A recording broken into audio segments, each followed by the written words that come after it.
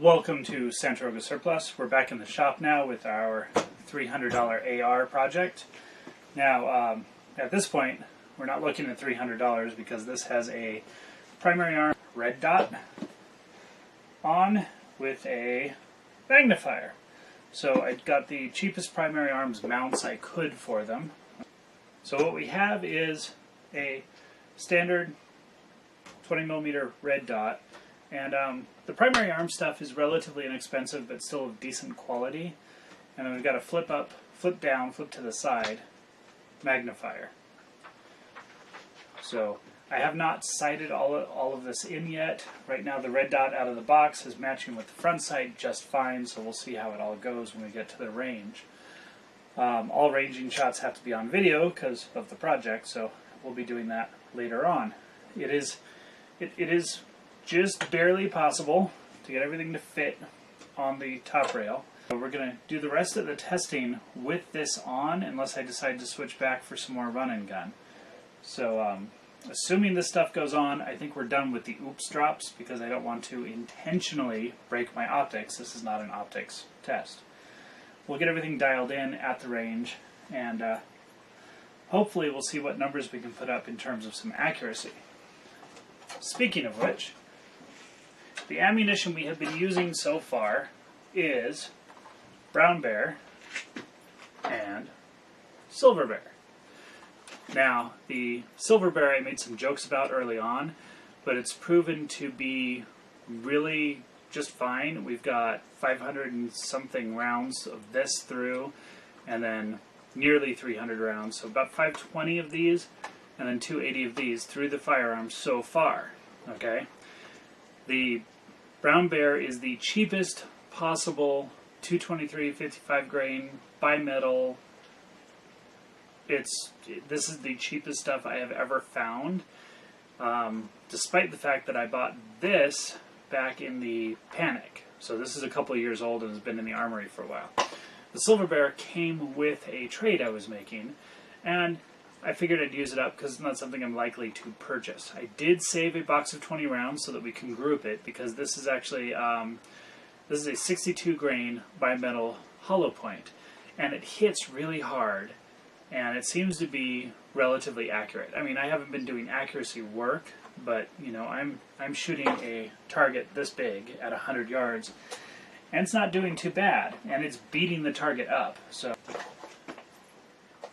I'm currently out of both the Brown Bear and the Silver Bear, except for 20 rounds that I reserved of the Silver Bear for accuracy testing later. I don't know what's next. I think it's going to be Wolf Polyformance.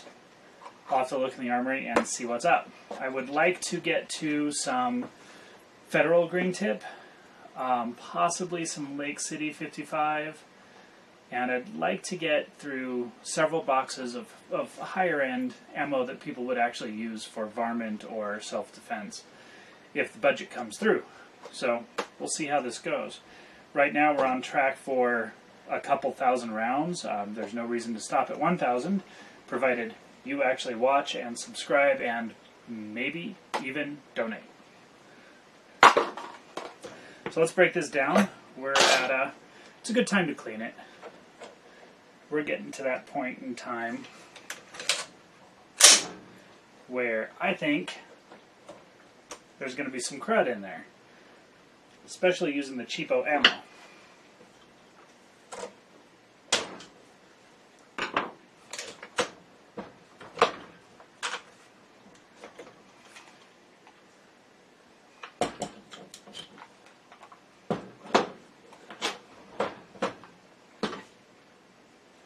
And you can wipe it off. There is plenty of carbon and crud in here, so we'll just go ahead and start cleaning it.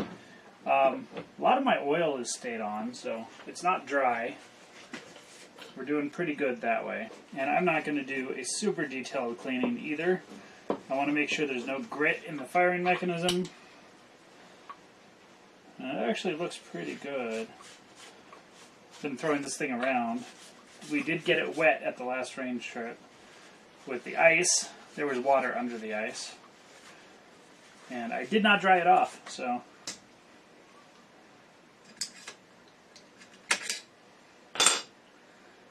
So this is dirty. It's very definitely dirty.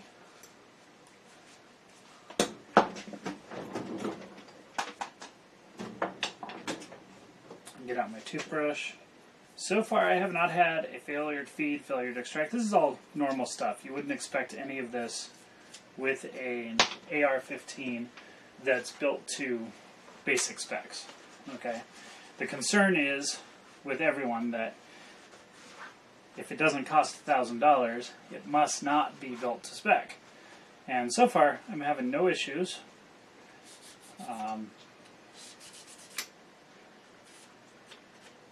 We're getting close to the point where I'm going to do a headspace video, but we're not quite there yet.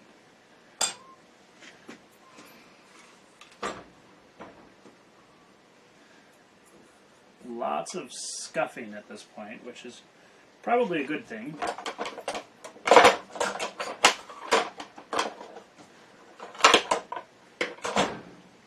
We're going to chamber brush a little bit.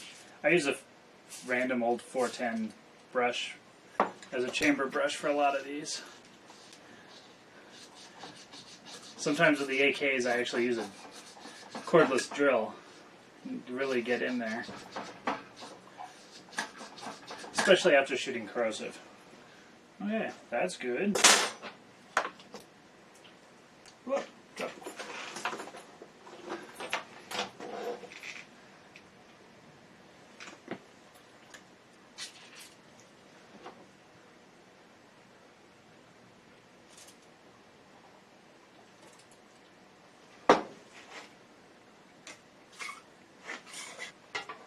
I have noticed no breakage, no worsening in the iron sights or anything over the course of our drops.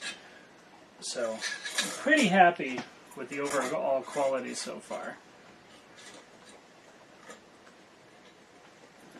And again, I need to point out for anyone who's actually thinking of doing any shopping that usually the stuff that's on the $259, $269 sale is the carbine length gas system, and I think it's much better an idea to use the mid-length gas system.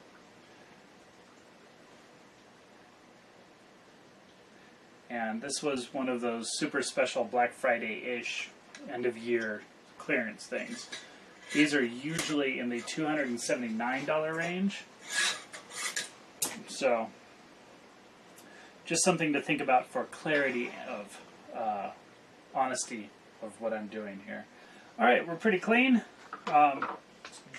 Looking pretty good. So, we're going to go ahead and put everything away now. Slap it back together. Right, we're just about done. I'm using some regular CLP for lube here. Nothing fancy. We're just going to make sure everything works. When we get back out to the range,